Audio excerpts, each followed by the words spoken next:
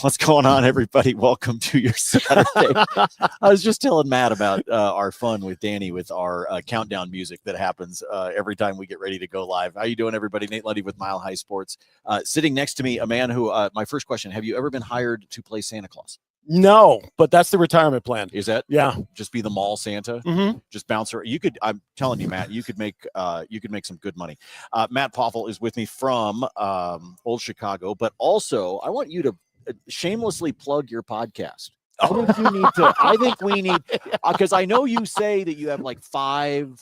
You have like 5 fans. Yeah, we're the number one podcast in the world for 5 whole people. For 5 people, which is a lot like Brad Evans and I, actually. If you follow our pod, and Brad and I have done 803 episodes of that podcast, and I still think we only have 5 people that care. But Matt, go ahead and give a little plug here. I want you to be able to give a plug. Yeah, it's called My Brother's an Idiot. It's me and my brother and my niece, and occasionally my dad joins us, and we just talk primarily sports. Sometimes get into a couple other niche topics, but we love football. We love Denver sports in particular. And right now we're in the middle of Pew Pew Pick'em season, where we just pick all the games rapid fire and break them down, and we have a great time. So look, my predictions suck, as you guys all know, unless it's hockey. If it's hockey, I'm doing okay. But when it comes to football, you guys know that I don't do very good, those of you that watch the shows. And so it might be that you need a new podcast. This is what I'm talking about. Thank you very much. I also love the name. Is it just an excuse for you guys to get together and talk? Yeah, and it actually started with COVID. Okay. So when nobody could get together, everybody jumped on Zoom. And then and we all live in Denver, so I love it. We couldn't be in the same room. And then somebody said, we should do a podcast. This is kind of fun. Well, it's kind of my sports betting became that during COVID, because obviously Colorado passed it and then everything shut down. Mm-hmm. If you guys remember, it was passed in November of 2019. It went live in May of 2020. Nothing was happening. But then golf came back, and somebody said to me one time, they're like, you're a complete degenerate. You're an absolute degenerate because you bet on golf. And I go, you got to understand, it was the only thing I could bet on to start with. And so I was like, well, okay, I'll take a shot at this. And I started to have some fun with it. And my son, who is also a golfer, has been a caddy and all that. He also jumped in on that once he was of legal age, and he started to realize that betting on golf was kind of fun. So you can call me a degen all you want. But yes, I will. The only thing I won't do, I don't understand, I will never understand. Every single month, the state of Colorado actually publicly releases the sports betting figures. Okay. They release that for, and they do it monthly. They do it by sport. They talk about the money that came in, the money that went back out, how much money the state made, all of that. It's a public thing that gets posted on the state's website every month, if you guys are curious. Consistently, Matt, ping pong, or table tennis, as they call it, is on that list, and it's usually in the top 6. That's degenerate. That's degenerate. That is degenerate. Yeah. Don't get on me about betting on golf. That is absolutely degenerate. All right. So you guys get together, you talk your picks, you do some sports betting, you talk about whatever is on your mind. Mm-hmm. Are you usually kicking back with a lovely Breckenridge Brewery beer? Frequently. Cheers. We are here at Old Chicago. We are in Lakewood, the location on Union Boulevard. Come by and see us. We're going to be here for a while. And of course, we've got the CU game coming up. There's a ton of great college football games, and Matt and I are going to talk about those here in a minute. But we are here at Old Chicago thanks to our friends at Breckenridge Brewing. They do have the Avalanche Ale, one of my favorites. It is one of my favorites to get if I'm at the arena. It's one of my favorites to get no matter where I'm going, but they do have it ice cold right here on tap for you at Old Chicago. So stop by and do that. You can see the logo above my head there for Breck Brewing. So make sure you stop by. And you guys that have been a part of our Broncos watch parties, you're already very familiar with Breckenridge Brewing, because they are one of our sponsors of our watch parties as well, which we will be doing bright and early tomorrow with the Broncos. And Matt and I will talk about some of the NFL action as well. But this was part of the reason, Matt, that you and I chose this weekend to do this broadcast from Old Chicago, was because we were looking at the schedule and we're like, this is crazy. You got Ohio State and Illinois. Mm-hmm. And right now the Buckeyes are having their way with the Illini, unfortunately, which is my son's alma mater, by the way, and Brad's. So it's a painful one in terms of what's happening. But we got Alabama and Missouri that are playing right now. They're in the third quarter, and they're in a commercial break right now, but they were tied. You've got Pitt and FSU.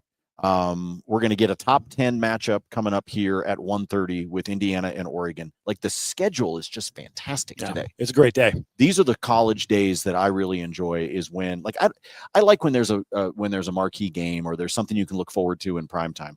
But I like it when it starts at 10 a.m. and all day long there are just great games that you can kick back and watch. To me, that's the most fun on a college football Saturday. Right? 100%. It's great couch day. And you also, like, do you find yourself, I wind up getting, like, my rooting interest, as you all know, belongs right here, right? There's my rooting interest with Oregon State, and we're 0-6. So, my season's already shot to hell. But I wind up with a rooting interest for teams that I normally don't care about, right? Like, I like rooting against Alabama. Who doesn't? Right? I like rooting against Alabama. And so I like the fact that Missouri is keeping this close, and it is still tied at 17. Pittsburgh to upset Florida State in Tallahassee today was a popular pick amongst bettors. Not even the points, just straight up. Well, it's 21-14. So they're within striking distance right now. So what happens is I wind up sitting down at a place like Old Chicago, and I'm watching games, and I get sucked into something that I didn't expect to get sucked into. I love that. It was like last night watching, like, I didn't care who won between the Mariners and the Tigers. Didn't really care. But the fact that game, a deciding game, I think they went through, I think by the time it was done, it was 17 pitchers, 15 innings. Jorge Polanco hits a single in the bottom of the 15th to knock in the winning run for Seattle, and Seattle now advances to take on the Blue Jays. I didn't really care, but I just found myself glued to the television to see what would happen. That's usually where sports betting and sports fandom comes from. Yep. And it's the beauty of sports. So what's your rooting interest then? I mean, mine sits on the back of my laptop, so everybody always knows mine. I'm a Colorado guy, so everything in the state is awesome. We had a great time watching CSU roll up on Fresno State last night. That was big for them and big for Jay Norvell. I know that they have had him under the microscope and then some for these last few weeks, and I like Jay Norvell. I'm hoping that they continue to stick with him. I think that university could use some consistency, but that was a big win for them. Absolutely. They needed that big time. So are you just across the board, or do you have, like, you are like, this is my team? Across the board. Okay. Across the board. Love all of it. See, that's different for me, having grown up in Oregon, is because as an Oregon State grad and as a guy that grew up in Corvallis, I despise the Oregon Ducks. I despise them with every ounce of my body. Even though I had somebody, when they played Cam Newton in Auburn for the national championship way back when, I had somebody message me and they said, "Oh, so you're rooting for the Ducks, right? You're rooting for your home state." And I was like, "Hell no." I was like, I hope Auburn kicks the crap out of them. Like, I can't bring myself to root for the team that has been my rival my entire life. But that's 100%. But that's also why you don't find me betting. Like, I'll tell you this right now. I do not have, we're going to talk about Indiana and Oregon here. I don't have a bet in this game, Matt, and it's because my gut just wants to bet against Oregon. That's all I want to do, because I hate them so much. But Dan Lanning, the head coach at Oregon, in his time at Oregon, is 22-1 at home. 22-1. That's insane. There are several former players, including guys that came up through the Pac-12 or even the Pac-10 at the time, that will tell you that Autzen Stadium is the most difficult place to play if you're an opposing player.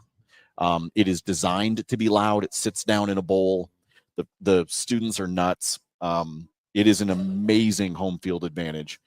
Indiana goes in. They are, I think this is a 7-point spread right now. Does that sound right? Has it moved? Yep. Okay. I couldn't remember if it had moved or not. 7-point spread right now. The Ducks are 5-0. Indiana's 5-0. Indiana's number 7. Oregon is number 3. I will yield the floor to my fine guest today, because I told you I won't bet on this game. If I were, I'm betting on the Ducks because they don't lose at home. But I'm going to yield the floor to my guest from the My Brother's an Idiot podcast and from our friends at Old Chicago. So, Matt, you get to make the first pick here on our Saturday football pick'em show. This might be the best quarterback matchup today, certainly, and in some weeks, with Fernando Mendoza and Dante Moore. Yeah. The Oregon offensive line is so good. They've only allowed one sack all year. just think about that for a second. They've got a ton of talent in the receiving core with Decoria Moore and Kenyon Dadik, if I have that right. Yes, I think that's right. Yeah, Oregon's tied for 6th in scoring defense in the NCAA at 12.2 points, and they're 6th in scoring offense, scoring 46.5 a game. So let's see. Nobody can score against you, and nobody can stop you. Right. That's the reason you're number 3 in the country. Now, Indiana's number 3 in scoring defense. They are. And offense, number 4, 47.8. This is going to be unstoppable force meets unstoppable force. Yes. I really like Oregon at home in this game. Me too. However, I do like Indiana to cover. I think it's going to be a close game. And I think if you don't hammer the over in this game, you're insane.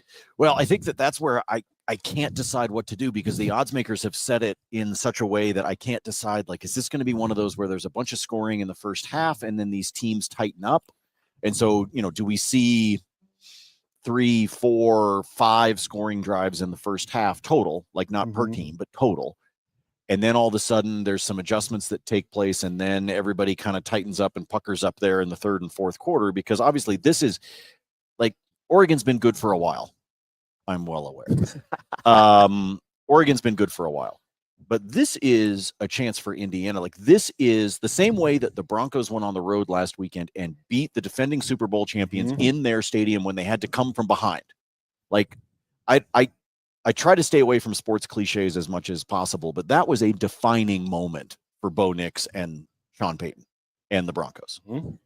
This is Indiana's chance to do that on the road in one of the most hostile environments in all of college football. So I feel like if I can get 7.5, I might take it. Keep it within a touchdown. But could Dan Lanning all of a sudden take the reins off and just go blitzkrieg and wind up winning by 17? I could see it because of how good he is in terms of moving things around offensively. It's why they score the way that they do, is because they get really creative. Oregon's always done that, as ugly as their uniforms are.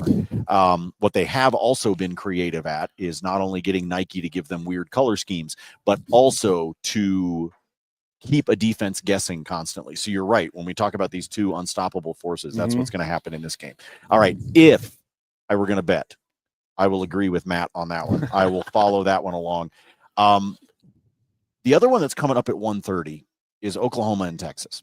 All right. Now, as someone who lived in Texas for a good chunk of my life, I still call it the Red River Shootout. I'm sorry. I know that's not politically correct, but I can't help it. It's what I've known it as my entire life. And going through 5 decades and spending nearly a decade of my life in Texas, I can tell you that I still think of it as the shootout, but the Red River rivalry, as they call it now. That one's coming up. It'll obviously be on right here at Old Chicago, and all the Old Chicago locations, by the way. I know we're in Lakewood on Union Boulevard, but just go to the one closest to you if you want to kick back, have a beer, and watch some of the games today. Texas was, at the start of the season, Arch Manning was the favorite to win the Heisman. They were one of 3 favorites to win the national championship, along with Ohio State. There were folks that thought, maybe Georgia bounces back up there again. There were people talking about Oregon, but Texas was in that conversation. They open up the season with Ohio State. You wind up with this loss. Now they're 3-2. Now they're not even ranked, and OU is number 6. So I think if we had gone back to early September, you and I would have thought, oh, this is going to be a matchup between 2 top 10 teams. And now Texas isn't even ranked. The wheels have sort of fallen off. Arch Manning has gone from preseason, I think he was plus 600 to win the Heisman. He's now at like plus 3,000. It's like 30-1 because he just hasn't shown it. So if you look at the game that's going to be played at the Cotton Bowl in Dallas, as it always is, give me a pick in this one, because Texas, believe it or not, is favored, which makes no sense to me. Makes no sense to me. How in the world are they favored? Yeah, how they're getting a point, even though it's in their home state, right? And it's at the Cotton Bowl. The bloom is off the rose a little bit with Arch, and I think a lot of it has to do with the fact that Texas can't run the ball effectively. Would you like to know who Texas's leading rusher is? It's not me. I know that. It's not me either. It's Arch Manning. Yeah. That's not sustainable. That's like last year when Bo Nix was leading the Broncos with rushing. Right. It was like, okay, great, he can scramble, but this isn't a good sign. That's the problem with the Chiefs right now. Patrick Mahomes is your leading rusher. Like, right. You can't establish any sort of a ground game, especially in a big game like this. I'm with you. I don't understand how Texas is getting a point here. And I think this is going to be another blowout. They're number one in total offense. Or total defense, I'm sorry. Give me the Sooners to cover here, and I'm definitely going to take the over. Yeah, I agree with you for sure on the over in this one, because it's actually set relatively low. So I do think that that's going to wind up being the case. We will take the over on that one. Looking at a couple of other games that kind of are fascinating. Notre Dame was ranked very high. They're now kind of middle of the pack. They are taking on NC State. This is another one where, yes, it's at Notre Dame Stadium, but does NC State just sort of hang around just enough to make the Golden Domers nervous? I think so. Think so? Yeah, I do. I think they can. Yeah. I really do. Even though they're 4-2, Notre Dame's 3-2. Notre Dame's a better team. I think NC State hangs around and makes this interesting. I really do. I think that could wind up happening. I think sometimes this Notre Dame team winds up preseason ranked in such a way that it's built on reputation, sort of like Bama. Bama gets ranked on reputation. LSU gets ranked on reputation. Texas was ranked on reputation, for crying out loud, and now we're talking about them being unranked. I think that happens to Notre Dame. What other teams for you in college wind up with that? Oh, well, the one I always look at is Notre Dame. Okay. A lot of what happens with Notre Dame preseason, postseason, regardless of how you look at them, without actually seeing the product on the field, has a lot to do with their fan base. Yep. There are fans everywhere. They are everywhere. Right. And I've always had a personal issue with the arrogance of being an independent and having their own TV contract. Like, join a conference. Like, come on, let's just get this done and join a conference, please. But I think you're spot on here in terms of, NC State being able to hang around. They're not. The spread is 24.5. That's, wild. 24.5. I think NC State can keep it closer than that. And that's not just the Breckenridge Brewing Avalanche Ale talking here. Okay. I actually really believe that they can keep that, closer. I'm with you. I think they're one of those teams that just winds up with the same sort of, reputation built into things. And sometimes I think that even influences the spread, but I think it's also because the odds makers know that. And so sometimes I think they mess around with the spreads because they know they're going to wind up with Notre Dame fans that are going to be arrogant enough to take the line. And it's not to say that Notre Dame isn't capable of beating them by 25 points. It's just that I think sometimes they're setting that line going, hey guys, watch this, watch what the Notre Dame fans do, right? Because they'll do that. Yeah. Bettors will do that. It's why I think sometimes you see, like we talked about this when sports betting was first becoming legal. One of the things that we saw was the way that, and the Vegas Golden Knights are a very good hockey team, but the way the odds makers were setting, as soon as the Golden Knights got to Vegas, when the odds makers were starting to do like the odds to win the cup or to win the West or things like that, you could see them sort of tweaking the Golden Knights odds. And it was because they knew that folks would want to bet that. They knew that the people in Vegas were so excited to finally have a professional sports team that they were messing with everybody. I think sometimes they do that with these other ones, right? All right, let's talk about one of those Colorado teams. Let's talk about CU and Iowa State. All right. I am already on record. Jeff Owen from our team is here right now from Mile High Sports. On Thursday night, I was talking about some of my favorite bets for Thursday night football. I was getting ready for the weekend. We were talking about how we were going to be here at Old Chicago. And I said, forget the points. I'm taking CU straight up. I wrapped up the show. I got done. I took off my headset. And Jeff was sitting there at one of the tables. And Jeff goes, you said that out loud, right? It was such a great line. And I was like, what? And he goes, you just said CU's going to win. And I go, yeah, actually, I really believe that, actually. I think this is one of those games where all of a sudden it'll click. Because I do believe for this team, even though they did it on the road last year, that was with Travis, it was with Shedeur, it was with all these different things. I'm a believer that if CU is all of a sudden going to sort of surprise people, that it will happen at Folsom. I just believe that. I believe that if it happens, it's going to happen in Boulder. And I think that Iowa State, even though they are ranked, they are number 24. I just think this is one of those games where all of a sudden Dion and crew get it right, and they sneak this one out. I'm not saying it's a blowout. Right now, Iowa State's favored by 2.5. I'm not saying CU is going to beat them by, like, this isn't going to be like one of those crazy fluke games like the TCU game was last year. I think, though, this is the game where CU finally gets it right.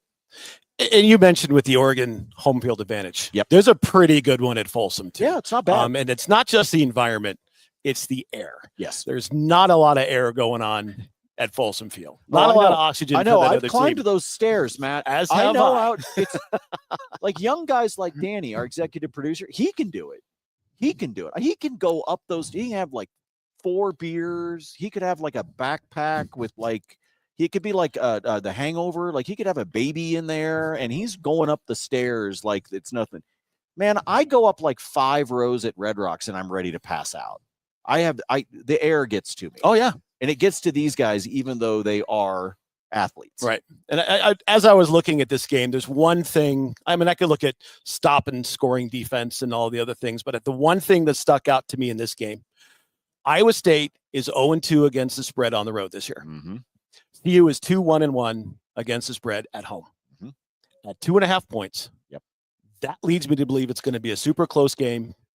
And CU could very well pull this out. I really think they could. And the reason I take CU on the money line, if I'm being honest, folks, is because if I'm gonna take it at 2.5, not to say that the final score can't be 35-34, okay. But if I see a spread that is like 2.5 or 1.5, I'm either gonna buy myself up to 3.5, right, or I'm just gonna go ahead and take the dog on the money line. Because to me, there's just better value than paying the -115, -120 juice. I would rather just go, all right, let me just play the upset.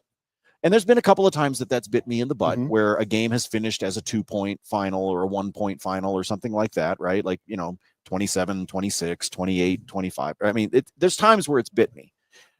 But there's also those times I'm like, I would just rather get the extra 35 or 40 cents worth of juice to swing it the other direction. And I think that's where you can find value when it comes to things like this. If you want to take CU plus 2.5, you go right ahead. If you want to buy it 3.5 in case it's a field goal type of game, go ahead. For me, if I'm going to do that, I would rather just take the money line. Oh, the value's there for sure. Yeah, I'm going to get a better return. I just am. All right, you said on your pod, my brother's an idiot. Y'all go subscribe. Do it. You do kind of like this rapid fire, right? Okay, ready? Sure. All right, here we go. Air Force at UNLV. UNLV. Okay. TCU and Kansas State. Kansas State. Ooh, that'd be an upset. Good call there. Arkansas and Tennessee. Tennessee. Nice. Okay. Florida and Texas A&M. Where is it? It's in College Station. A&M. Okay. Kansas on the road in Lubbock, Texas Tech. Texas Tech. By the way, you can see over my shoulder here, there's a KU banner up there, which means if my wife were here, she would steal that and put it in the back window of her car. You guys know she's a Jayhawk. I'm not allowed to make a pick in that game in case she's watching right now. Love you, babe. Okay, Georgia and Auburn. Georgia's favored by 3.5. Yeah, I like at Auburn. I like Georgia. Okay. Michigan and USC. Is it wild that that's a Big Ten game? Does that still? Oh, it drives me nuts. Right? I'm a Pac. I mean, look, folks, I grew up when it was the Pac-8, let alone the Pac-10. That's how freaking old I am. Okay. So then you go Pac-8, Pac-10, Pac-12. And now you just go Pac what? Because they like don't exist right now. I mean, it'll be better next year, but it's just been nonsense. Yep. To me, the biggest one that pisses me off is Cal and Stanford being in the ACC. Yeah. And then like between that and then USC and UCLA, the fact that Lincoln Riley has the cojones to complain about their travel, have a conversation with your athletic director then, man, because he's the one that put you in the Big Ten. It's weird to me that that's a Big Ten game. Michigan. Okay. Here's my favorite bet in that game, by the way. The over-under in it right now is 57.5. Let me check to make sure it hasn't moved. That moved a whole point. I had it at 56.5 yesterday. Is it 50? It is at 56.5. Okay. Folks, the last 8 home games for USC going back to last year, okay? The last 8 home games for USC, the final score total has averaged 70. Take the over.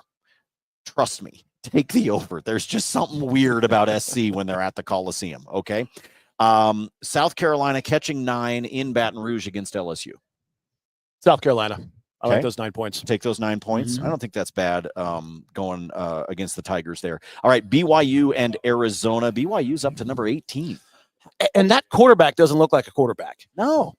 That freshman is really good. Yeah, he is. And BYU's going to be good for a while. Gigantic from the chest down. Mm-hmm. Just a massive human being. I like BYU in that game. Okay.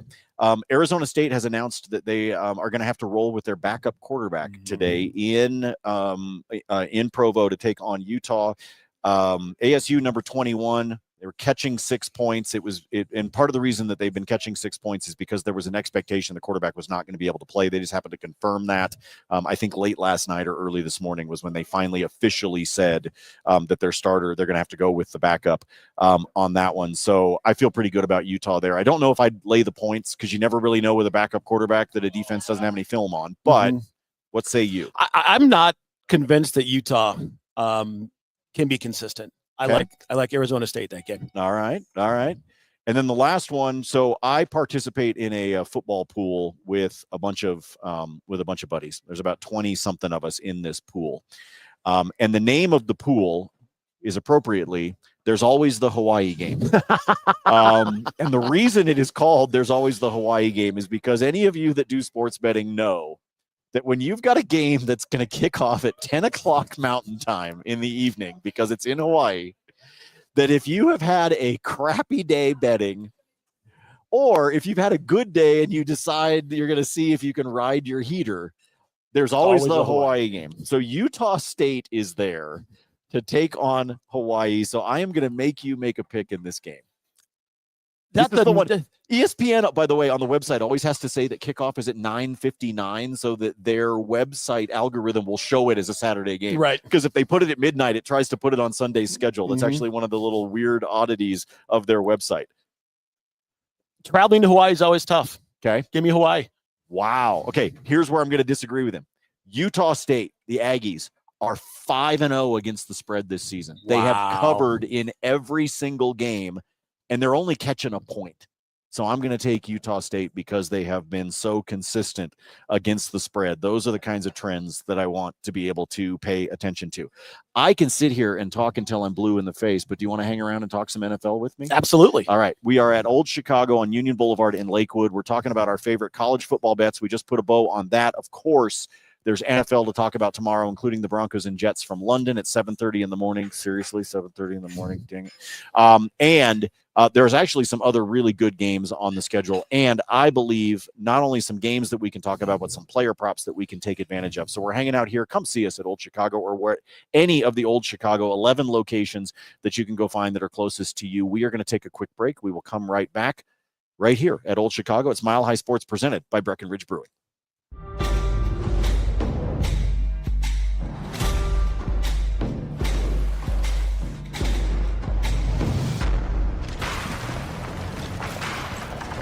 There are those who say the modern world has made us lose touch with places like this. We say, that depends on what you're driving.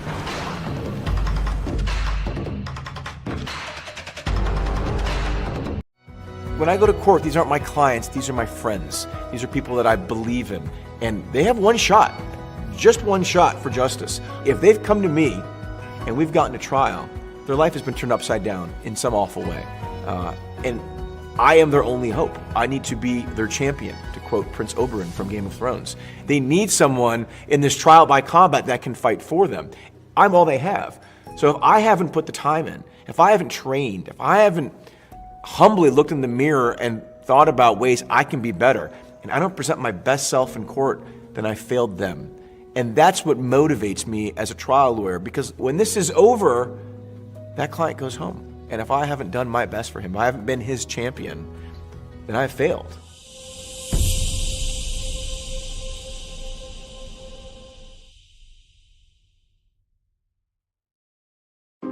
So many bills, like, I can't even afford charcuterie. No summer vacation. That's a thing. The worst? Talking on the phone with my voice. like an animal. Adulting is hard. Hooters is easy. All the games, all the wings, all the beers, all season. No worries. Hooters. With millions of page views every year, ColoradoPreps.com is the #1 source for the high school sports community to keep up with the latest news and scores. From football and volleyball to basketball and softball, ColoradoPreps.com provides a year-round hub for coaches, friends, and family to stay connected to their favorite schools and athletes, and keep an eye on their rivals. Covering high school sports from the peaks to the plains, you always get the latest at ColoradoPreps.com.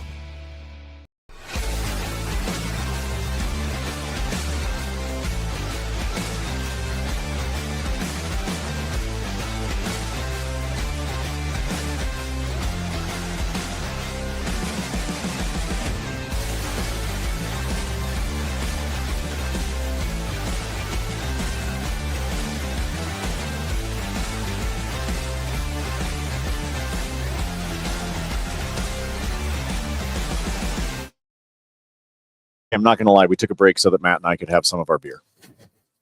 I mean, I'm always honest with you people. And I was honest about it because we needed a break. And that's actually why you got to see an extra promotion for our friends at Elite Speed because Danny said, "You ready to come back?" And I was like, nope, I need a little more. Throw Elite in there. Let's promote Nick and the team at Elite. Okay.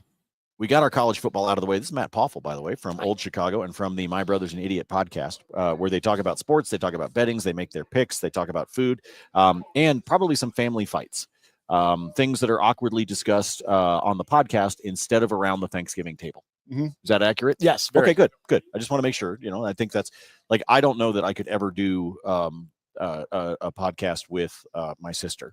The #1 reason is that she is 10x smarter than I am. So I would just look like an absolute fool. But chances are we would also wind up diving into random family stories. We would forget that the camera's on, and we would wind up discussing things that shouldn't be discussed in public. Mm-hmm. And so I envy the fact that you've actually been able to pull this off. All right. 7:30 in the morning. Good Lord. Broncos and Jets at 7:30 in the morning from the UK. Broncos are at 7.5. Now, this has gone back and forth between 7.5 and 7. I haven't seen it hit 6.5. If it did, I would jump on it. But anybody that follows the Mile High Sports Today, that follows the Fade 5 with Brad and I, or was paying attention when we did the show on Thursday night, I hate betting on the games in London. I don't like betting on the international games, and it's because I can always feel confident that a team is adjusted or the practice schedule was able to be a lot like it is at home or anything. I don't trust it, Matt. And so I want to lay the points because the Broncos should be able to abuse this Jets team. But the reason I stay away from it is because I kind of have this rule of I get nervous about the international game. So what do you think about Broncos and Jets early tomorrow morning? Let me soothe your fears just a little bit. Okay, good. Somebody has to. There's one thing that we can count on with Sean Payton. Yes. That Sean Payton beats the teams he's supposed to beat. Okay. And he's done that for years. Well, then how come they didn't beat the Colts? I don't know if they were supposed to beat the Colts. Oh, okay. Right. That's a really good football team. I'm just checking. They're better than people think. Mm-hmm. Absolutely. Still should have beaten them. All right, should have. Yeah. Anyway, yeah. You continue. Again, soothe my fears. Okay. The Jets are not a very good football team. Nope. They do not rush well, and I believe Braylon is hurt, so they're going to be a little bit light in the running back department this week. They do have a really good wide receiver. I don't trust Justin Fields. If you've listened to me at any point, I will tell you that I do not think Ohio State quarterbacks are any good. And I've always thought that. Justin Fields will get you some good garbage time. I know because he's on my fantasy team. Oh, there you go. But I know he's going to rush, get a couple of touchdowns late. He'll go from 7 points in the third quarter to 24 by the time the game is over because they're behind. And those points all count the same in fantasy. Absolutely. So that's all right. 100%. Aaron Glenn isn't on the hot seat yet, but I think it's coming. That is a dumpster fire. They don't know what they're doing. And it's And like not Aaron Glenn's fault, by the way. It's a dumpster fire of an organization. Correct. It's not that Aaron Glenn is pouring gasoline on the dumpster fire. It's that it was already burning, and then they threw him into the dumpster and said, "Hey, have fun." Correct. Denver's got the number 1 or 2 scoring defense. They've got the best pass rush, number 8 passing defense, and still the number 1 red zone defense. Yes.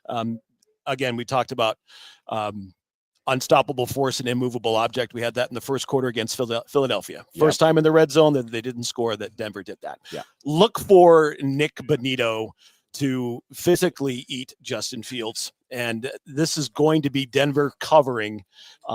Take the under here because I don't think the Jets can score against this defense. They're going to score 24 points along the way. I think a great bet, if you wanted to play one in this game based on the stuff that Matt just pointed out to you, is Nick Folk over on his field goals. Because I think you're right.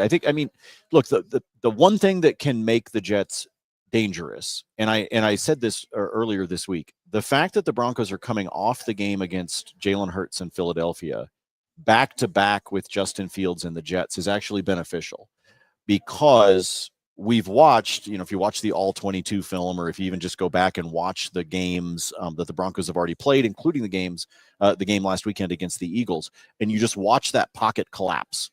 Okay. You just watch it get smashed from either side. It's like taking a book and doing this, right? Like that's what the Broncos are capable of doing when it comes to their pass rush coming off of the ends like that. And certainly Nick Bonito is in that mix. Jonathan Cooper's in. All the guys are in there that, smash it together. But the fact that you're coming off of the game against Jalen Hurts and now against another running quarterback, and Fields to me is a little bit quicker. However, I also believe that he is still a young quarterback, and therefore when he makes the decisions to run, I don't always think it is the most judicious decision that he makes. Like Jalen Hurts, I think, is smart about when he runs and when he doesn't. I think that Justin Fields is still somebody that sort of runs almost from panic mode, as opposed to, hey, there's a hole and an opportunity, right? And there's a difference there. There's a very big difference there between when we talk about running quarterbacks. I think Josh Allen is judicious about when he decides to run and when he doesn't want to run, even though he's built like a tight end, right? Like he's built like a guy that should always run. I think he's smart about when he does it. I still think that Justin Fields is learning that. Well, and so he can be a threat, but he's not, I don't think, as dangerous of a threat, other than that I think he's got a higher top speed. He's quicker. Yeah, absolutely. And you also are comparing an MVP and a Super Bowl MVP to an Ohio State quarterback. Yes. So I go back to my original point. Man, just hating on the Buckeyes over here. They're up 20-10, by the way, on Illinois right now, and I think they're going to score again. Yeah, as they should be. So anyway, I told you, I stay away from a lot of the stuff on the games in the international games, in particular the ones that are played over in the UK, just because, or in Europe in general, just because even though the Broncos went straight there from Philly and it was already a time change to Philly and it's a shorter time change, I just get nervous about that kind of stuff. But the Broncos will win this game.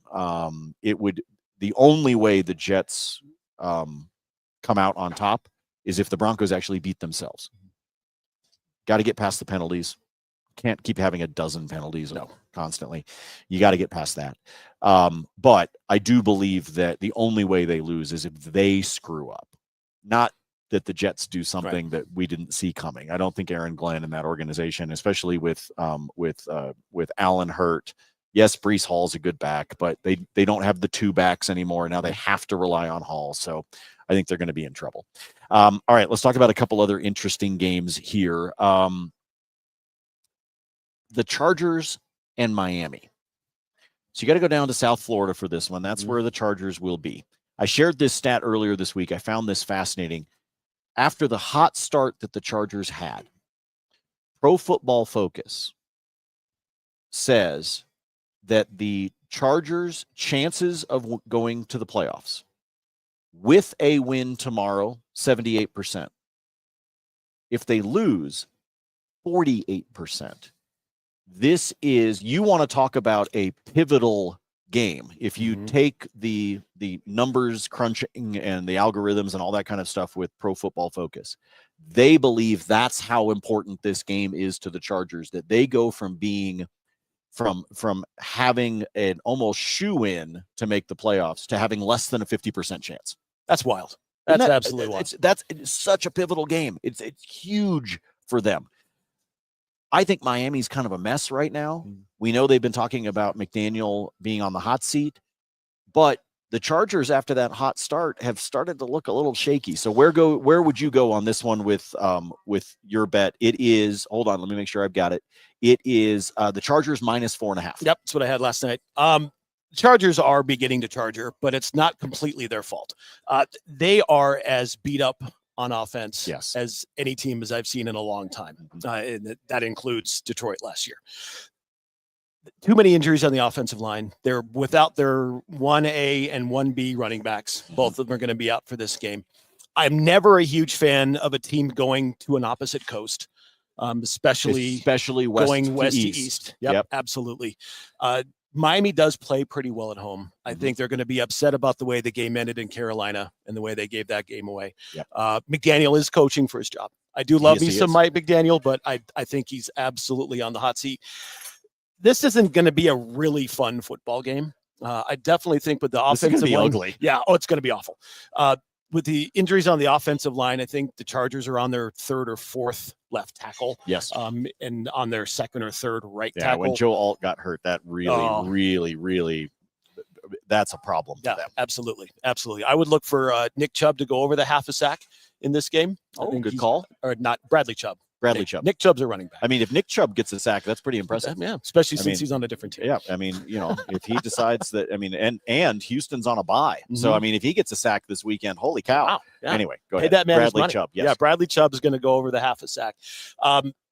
Tyreek not being there for the rest of the season is going to be problematic for Miami because they can't take the top off the defense. Not a Tyreek fan. Yeah, me neither, but he's a I never want anybody to be hurt. Correct. Especially that way. I'm not rooting for an injury. I'm just rooting against him. That's all. And with the injuries that the Chargers have on defense, I think that the Dolphins are going to keep this close by running the football. I think Achan's going to go over, and I really like Miami to win this outright, but I'm taking the under. Okay, you'll go with the under. Take it outright. So what you could do, and again, we talk about this a lot on with the Fade 5, things like that. You could go, depending upon how you like to bet, you could go a full unit bet on Miami +4.5, and then you could sprinkle whatever you're comfortable with on the money line for them to be able to pull off the upset. So keep that in mind. A couple other interesting games to look at: Vegas and Tennessee. Now, I understand that you look at this and go, all right, the Raiders are favored by 4.5. It's Tennessee, should be able to take pretty good, should be able to take care of them at home. Brock Bowers isn't playing. Correct. Brock Bowers is out. And he is their best player on offense, period, end of story. The same thing that we've talked about for years on the defensive side with Crosby. It's Brock Bowers, and he's not playing this weekend. So do I think Vegas can still get it done? Yes, of course I do. But this one might be more interesting than people think, because I think people forget just how anemic that Raiders offense is without Bowers. One of my favorite internet memes this week has been that Geno Smith is colorblind because he just continues to throw it to the other team every single time. You bring up the biggest point about this game. No Brock Bowers is a huge problem for Vegas.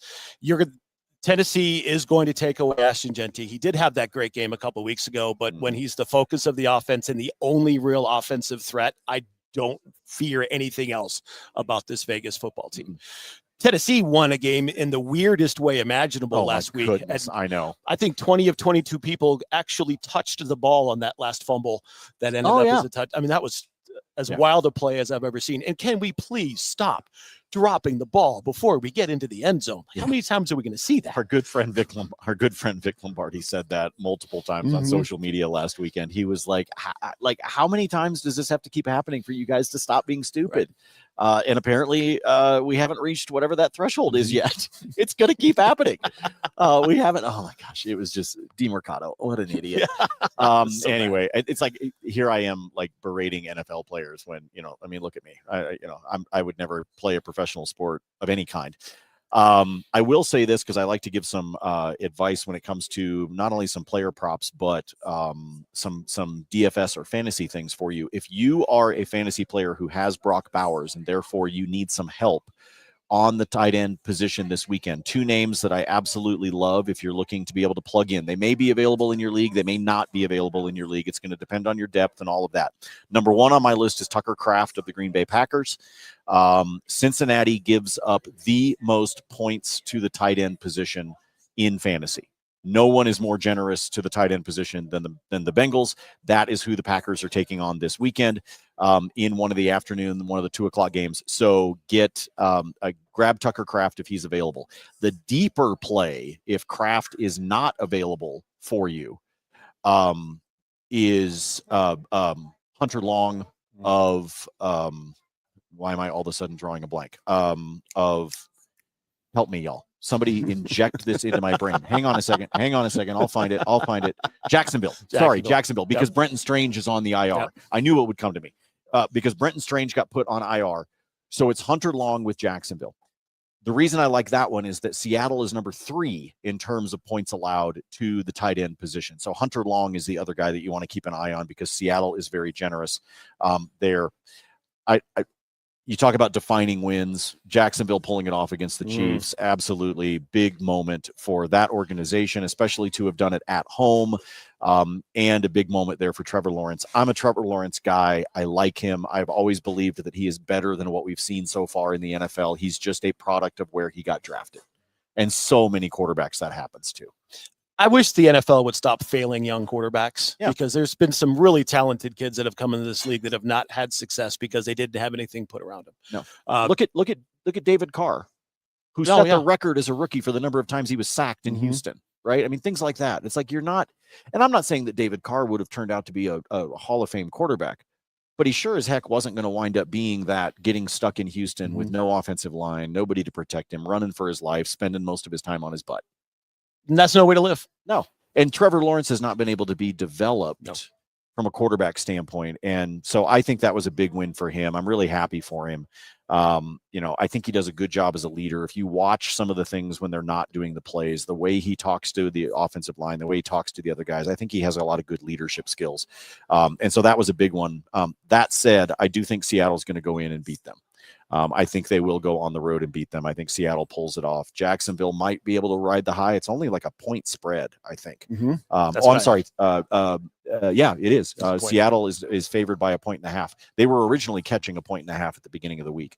So this is going to be not necessarily a pretty game because you've got no Brock Purdy. And by the way, Mac Jones is listed as questionable, which means the next man up from a quarterback standpoint for San Francisco would be Adrian Martinez. Just letting Husker fans and Kansas State fans remember that. That's who the next man up is for San Francisco.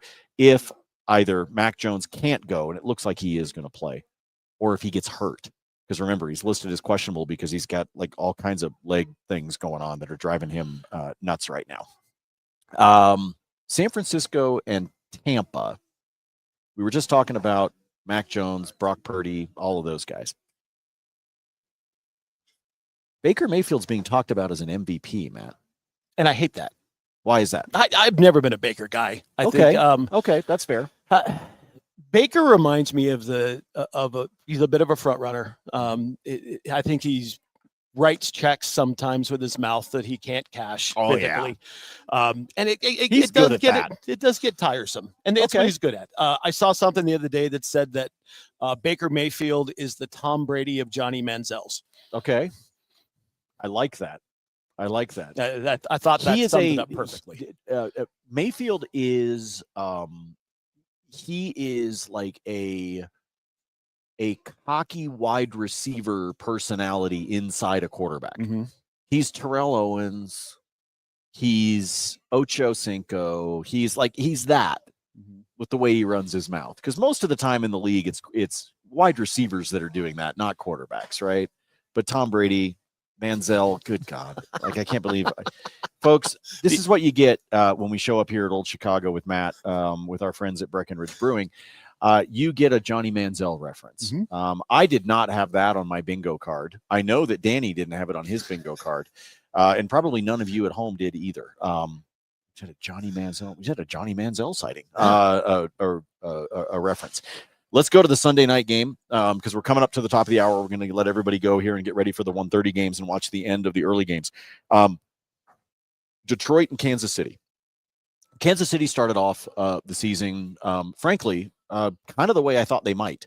I think they did have some questions. You are always dangerous if you have Andy Reid and Patrick Mahomes. But this Kansas City team has some issues. They have some issues on defense. They definitely have some issues on offense. And, I don't think they have the same kinds of weapons and things that they have had. Travis Kelce, in my opinion, Travis Kelce should have retired at the end of last year. I think he's losing a step, and I think he is completely distracted by what's going on in his personal life. And I'm happy for him, but at the same time, I think all of that is a distraction for him.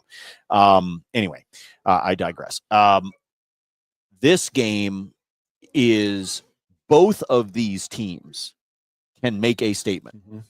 Detroit could go into Arrowhead because of Philly losing 2 games in a row because they lost on Thursday night to the Giants.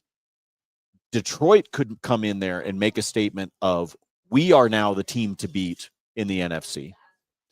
Or Kansas City could defend home field, win, and make a statement, hey, those of you that were trying to throw dirt on us 6 feet under, we're still here. This Sunday night game to me is fascinating because it will be a statement by one or the other.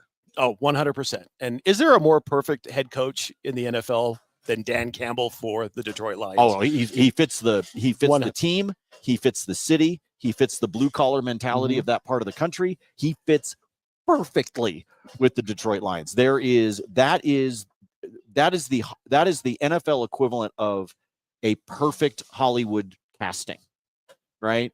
Like, you put the exact right person in the right role. It's Johnny Depp being Captain Jack Sparrow, right? Like, there is no one else that could play that role the way that he did. Dan Campbell is perfectly suited with the Lions. You're right. The matchup I'm looking at this game is the Detroit offense versus Spags. After that brutal start that Detroit had, where we thought, well, maybe the offensive coordinator was that good. Guess what? Detroit's a pretty good football team, and they are scoring in ways that we are used to seeing them score. They're getting into their bag just a little bit. I really like Detroit in this game. And I mentioned it earlier. Kansas City's leading rusher is Patrick Mahomes. That is not sustainable. I'll say it again. It's not sustainable. And on a team with Isaiah Pacheco and Kareem Hunt, how is that possible? Well, a lot of it is he's running for his life. And I think, and I'll also throw this out there. I think that teams know that Kelce is still a threat, but he's not the same as he was 5 years ago. I think teams worry about Xavier Worthy, but I don't think teams are out there worrying about Juju Smith-Schuster, right? Like, so I think what's happening right now is it's like, all right, you want to run it? You know what? We are gonna put pressure on you because we don't think you've got anybody to complete the ball to. So I think it's making defenses be able to sort of pin their ears back and go, we're going to go after him. And he's still going to do Mahomes-y things because that's what he does. But I think that there are some defenses that are like, all right, Patrick, let's see you do it without all of these weapons and with, a Travis Kelce that, in my opinion, is at about 75% of what he was 5 years ago, which is still dangerous, but not nearly what he used to be. 100% agree with you. I still don't understand how he's getting that open 5 yards down the field. Like, how do you just lose sight of Travis Kelce? It happens 3 or 4 times a game. Like, what are we doing here? He's not Muggsy Bogues, people. No. Like, you can see him out on the field, okay? Like, you can spot him. It's okay, right? I mean, come on. If you'd have told me before we started this, that we would have had a Johnny Manziel and a Muggsy Bogues on the same podcast, brilliant. Brilliant. There were plenty of names I could have thrown out there, but Muggsy was the first one that came to mind. That was the first one. There are some flaws in Kansas City, and we're seeing all of that play out in front of us in real time. I really like Detroit in this game. I think that offensively, they're really good. Defensively, they're healthier certainly than they were last year. I really like Detroit's chances, and I want to see them win. This is a game where I would probably you guys have seen me do this with same game parlays. This is an example of a game where I bookend in an SGP. And what I mean by that is I'll take Detroit plus 10.5. I'll take Kansas City plus 10.5. Basically saying I'm expecting a single digit final spread. I go ahead and do the 10 just in case. But frequently with same game parlays in a game that I expect to be close, like I think Seattle and Jacksonville will be close. I think Seattle and Jacksonville will be decided by 8 points or less. So that's an example of when you're building the SGP, there are sites, DraftKings lets you do it. There's a bunch of the sites that let you do it, where they let you essentially bookend the spread. And it's a way to add a few points to whatever your SGP is that you're trying to build by simply using some logic. Like, yeah, I think this is going to be a game decided by maybe a touchdown. Well, then I go ahead and bump it to 8 or 9 or 10 just to get myself a little bit of a cushion. I think Seattle and Jacksonville are absolutely going to be that way. It would not surprise me for Arizona and Indianapolis to be that way this weekend as well. I think that the Detroit and Kansas City game is the other one that stands out to me that will be close. They'll keep it tight. It might be one where you feel like one or the other team is in control, but I don't think they're going to blow the other one out. Does that make sense? Absolutely. Monday night, doubleheader, rapid fire, Buffalo, Atlanta. Oh, Buffalo all day, every day. The Bears and the Commanders. Fun football game. That's going to be really a fun football game. Is Jaden Daniels truly healthy? We don't know, but I do like Washington. We do know that Terry McLaurin and Noah Brown are not playing. They will be out. That was declared today because since they're the Monday night game, their final injury report was due this afternoon.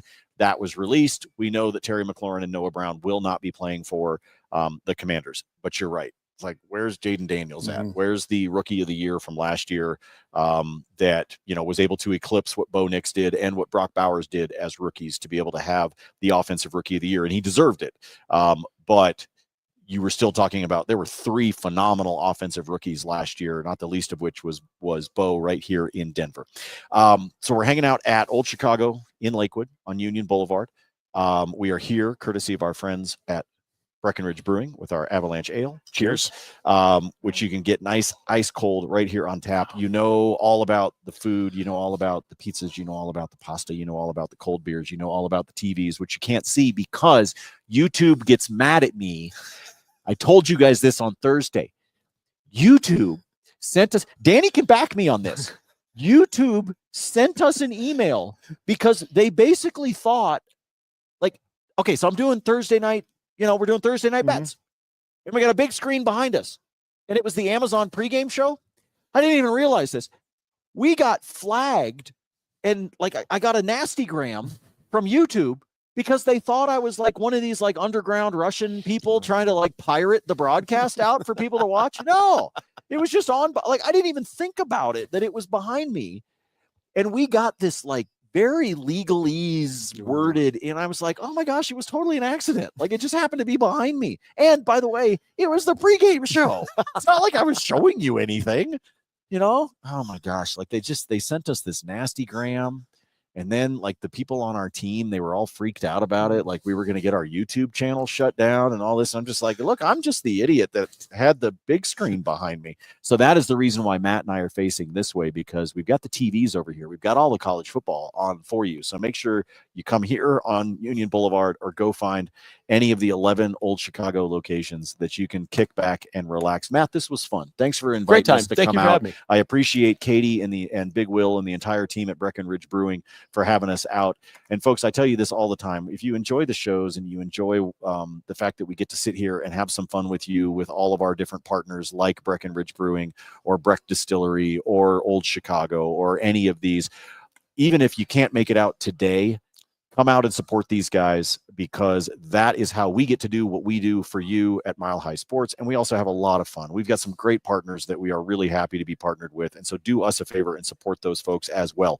Let's go, Buffs. Let's go. I said it. Like, I think this is the one. I think this is the one. And then I think that can help them throughout the rest of October as well as into the month of November. They've got some challenging games, but you've got to get one at a time. And I do think they can get Iowa State today up in Boulder, take care of business, Prime and company, and make it a chance to use it as a springboard. That is what I'm hoping for. Go subscribe to Matt's podcast, My Brother's an Idiot. Make sure you are subscribed to that one. And again, follow what he said to bet on. Ignore me. unless we're talking about hockey. Then I mean, in 3 nights of hockey, I'm up 15 units. My picks are 12-3 right now on the spreadsheet. So yeah, we're having fun with hockey, which means I'm going to fail miserably today. All 32 NHL teams are in action today, which means I'm just drooling at the idea of the bets that I can make for tonight in the NHL. I will be at the Avs Stars game. So if you happen to also be there, if you see me, say hi. Always appreciate that. Matt, my man. Thank you. Appreciate you very much. Danny Bailey's our executive producer. He's the one that makes us look good for all of you guys out there on social media. For everybody at Mile High Sports, Breckenridge Brewing, and of course, Old Chicago, thanks for tuning in. We'll talk to you soon.